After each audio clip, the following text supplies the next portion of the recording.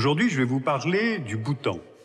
Le Bhoutan nous a intéressés non seulement parce que c'est un petit royaume accroché dans l'Himalaya, mais aussi parce que ce pays mesure sa richesse non pas avec les paramètres classiques comme pour le PNB, le produit national brut, mais avec les paramètres du bonheur national brut. Alors on va essayer de voir s'il s'agit d'une simple rhétorique politique ou bien si cela change véritablement le modèle social et économique. Voici le Bhoutan, à l'extrémité orientale de l'Himalaya. Le pays fait un peu plus de 38 000 km², soit à peu près la Suisse, et sa population, qui est d'origine tibéto-birmane, est estimée à 700 000 habitants. Le Bhoutan, on l'appelle le pays du dragon. Le dragon figure sur le drapeau national posé sur un fond safran qui symbolise le pouvoir du roi, et le fond rouge du drapeau représente la religion bouddhiste. Jusqu'en 2008, le bouddhisme était religion d'État au Bhoutan. Le Bhoutan est enclavé entre la Chine au nord, et notamment la région autonome du Tibet, et l'Inde au sud, avec les États du Sikkim, du Bengale occidental, de l'Assam et de l'Arunachal Pradesh. Changeons d'échelle. Le territoire forme ce qu'on appelle les marches de l'Himalaya. La première au sud, jusqu'à 2000 mètres d'altitude, comporte la plaine des Douars. C'est une région tropicale où se trouvent des plaines fertiles, donc agricoles. Au centre, jusqu'à 4000 mètres d'altitude, il y a le moyen Himalaya. C'est une zone de végétation alpine où poussent le riz et le maïs, où se trouve la capitale du pays, Thimphu, et les principales villes du pays. Et puis au nord, la troisième marche est formée de pâturages pour l'élevage des yaks. Alors évidemment, une telle géographie impose des contraintes et isole, et pourtant le Bhoutan est resté en contact constant avec ses voisins. Au nord du pays, il y a la proximité géographique, culturelle, religieuse avec le Tibet. Au XVIIe siècle, un lama tibétain s'enfuit au Bhoutan suite à des querelles religieuses, et c'est grâce à lui qu'un État théocratique se forme autour de monastères fortifiés. Un siècle plus tard, au sud, le Bhoutan est confronté à l'Empire britannique des Indes. En 1865, suite à une guerre, les Britanniques prennent le contrôle d'une partie de la plaine méridionale du Bhoutan. Au début du XXe siècle, Londres favorise l'émergence d'une monarchie héréditaire. Et en 1947, lorsque les Anglais quittent l'Inde, New Delhi maintient la mainmise sur la politique extérieure du Bhoutan indépendant, en échange de la non-ingérence dans ses affaires domestiques, et cette situation restera inchangée pendant près de 60 ans. Parce que pour l'Inde, maintenir le Bhoutan indépendant sous son influence permet d'avoir un État tampon face à la Chine, qui cherche des positions dans l'Himalaya. Ce que confirme d'ailleurs le mouvement militaire de la Chine sur le Tibet en 1951, puis son annexion. Alors pour ne pas risquer de subir le même sort, le Bhoutan se tourne vers l'Inde, qui va soutenir le développement de son économie et de ses infrastructures. Puis, en 1971, le Bhoutan entre aux Nations Unies. Thimphu essaye tout de même de maintenir New Delhi à une certaine distance. Il veut éviter le sort du royaume princier voisin, le Sikkim, qui en 1975 perd son indépendance et devient partie intégrante de l'Inde. Le Bhoutan garde aussi des relations pragmatiques avec la Chine, qui revendique des portions du territoire bhoutanais. Dans les années 1980, les deux États ouvrent des négociations pour régler le contentieux, et il est partiellement résolu par un accord en 2006. La zone au nord de la ligne de crête passe alors sous souveraineté chinoise. Bien. En fait, ce n'est pas tellement par sa géographie ou par son histoire que le Bhoutan est connu dans le monde, mais pour avoir inventé le concept de bonheur national brut. Alors de quoi s'agit-il? Prenons un processus de développement industriel connu et classique. On construit et on met en fonction une usine qui produit de l'électroménager. Cette activité crée de l'emploi, de la richesse, stimule la consommation et contribue donc à augmenter le PIB du pays en question. Mais le calcul de la nouvelle richesse produite ne prend pas en compte la destruction d'un morceau de forêt pour y construire l'usine, les espèces animales éliminées, donc la perte en biodiversité, la consommation de ressources minières et énergétiques pour la production, la pollution hydrique et atmosphérique engendrée par celle-ci, sans même parler du déplacement éventuel des populations vivant sur place. Alors c'est un simple exemple, mais on le sait, c'est un exemple qui se répète partout et tout le temps à travers le monde. Eh bien c'est cela ce qu'on appelle les externalités négatives. Et elles doivent être prises en compte dans le calcul du bonheur national brut, le BNB.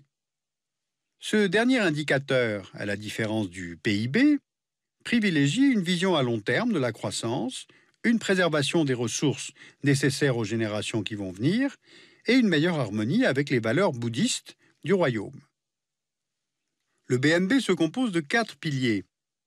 Le développement économique et social, durable et équitable, la conservation de l'environnement, la bonne gouvernance et enfin la préservation des traditions culturelles. Je reprends. Tout d'abord, le développement économique, influencé par la configuration du territoire. L'économie bhoutanaise repose majoritairement sur l'agriculture, qui occupe 69% de la population et est pratiquée sur seulement 8% du territoire, notamment dans les vallées du sud. L'économie du pays repose ensuite sur ses ressources naturelles. L'eau d'abord, dont le pays est riche grâce à une forte pluviosité et aux glaciers de l'Himalaya. Les fleuves sont nombreux et permettent donc au pays de produire de l'énergie hydroélectrique.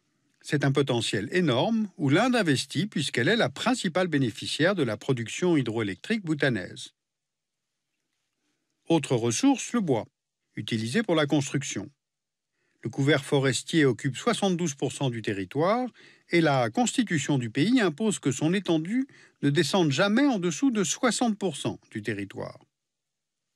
Enfin, secteur important, c'est le tourisme, auquel le pays s'est ouvert à partir des années 70, avec la particularité suivante. Pour préserver l'environnement et les pratiques culturelles locales, le tourisme est encadré et soumis au paiement d'un forfait journalier obligatoire. Le tarif est d'environ $200 par jour et par personne, ce qui est évidemment élevé. Il est fixé par le gouvernement et il empêche ainsi le tourisme de masse. Au niveau économique, il y a aussi la recherche d'équité sociale. Elle se manifeste par le fait que l'éducation et les services de santé sont gratuits dans l'ensemble du pays.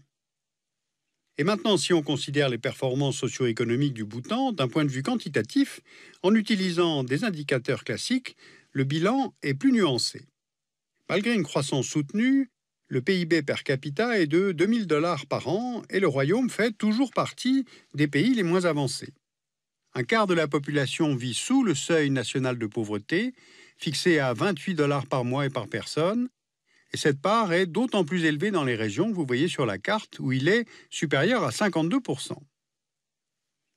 De plus, l'économie du Bhoutan dépend fortement de l'Inde, à la fois principal fournisseur et client. Deuxième pilier du BNB, la protection de l'environnement et de la biodiversité. De nombreuses aires protégées ont été mises en place, elles couvrent la moitié de la surface du pays, ce qui fait du Bhoutan le pays dont la nature est la plus protégée au monde. Maintenant, si on prend le pilier de la bonne gouvernance, on constate qu'elle a évolué. Après avoir été un royaume théocratique, puis une monarchie absolue, le Bhoutan est devenu une monarchie constitutionnelle en 2008. À cette date ont lieu les premières élections législatives et a été adoptée la première constitution. Il y a donc aujourd'hui un parlement au Bhoutan. Enfin, un quatrième pilier du BNB, la préservation de la culture bhoutanaise, voulue comme un rempart face à la mondialisation. Les chaînes de télévision étrangères, par exemple, ne sont arrivées dans le pays qu'en 1998, tout comme Internet. La connaissance et la pratique de la langue bhoutanaise, le dzongkha, le port du costume traditionnel dans le cadre du travail sont obligatoires. Les Bhoutanais sont très attachés aux principes et aux manifestations religieuses bouddhiques, piliers fondateurs de l'État. Et en même temps, des lieux de culte hindous existent dans le pays et les fêtes religieuses hindoues font partie des fêtes nationales. Eh bien, cela reflète la présence de citoyens bhoutanais d'origine népalaise, ce qui représente à peu près 30% de la population du pays. Ce sont les Lhotshampa, c'est-à-dire les populations du Sud. Certains d'entre eux, venant du Népal, du Sikkim, de la région de Darjeeling, se sont installés dans le sud du pays au début du XXe siècle pour défricher des régions insalubres et inhabitées à l'époque. D'autres sont arrivés dans les années 1960, le développement économique bhoutanais étant demandeur de main-d'œuvre. Et la présence de cette minorité népalaise a été à l'origine de tensions importantes à l'intérieur du Bhoutan. À la fin des années 80, le gouvernement de Thimphu effectue le premier recensement et met en place une politique de citoyenneté et d'intégration très stricte. Les personnes d'origine népalaise, arrivées après 1958, sont assimilées à des migrants illégaux. S'ensuit une période d'expulsion, de mouvements de protestation, d'attentats dans le sud du pays, et entre 1990 et 1993, on estime que quelques 50 000 Lhotshampas quittent le pays. La plupart d'entre eux sont installés dans 7 camps de réfugiés à l'est du Népal, et la majorité se trouve toujours dans ces camps aujourd'hui, et le Népal leur refuse la citoyenneté. On voit sur ce planisphère qu'une partie de ces Lhotshampas a pu être accueillie et réinstallée dans quelques pays tiers, mais avec le temps qui passe, on constate que les négociations entre Katmandou et Thimphu n'avancent pas sur le statut de ces réfugiés. Pourquoi vous parlez des Lhotshampas ? Eh bien, pour faire apparaître que cette pratique du bonheur national brut peut avoir 2 facettes. L'une parfaitement critiquable si l'on exclut les minorités, alors peut-être que c'est lié au contexte régional avec l'Inde, mais s'il s'agit de restaurer l'idée de pureté ethnique nationale, évidemment c'est tout à fait ignoble. Mais l'aspect positif, c'est d'avoir constaté que les paramètres classiques autour du PIB, du PNB, de l'IDH, traduisent très incomplètement le bien-être de la vie réelle des gens.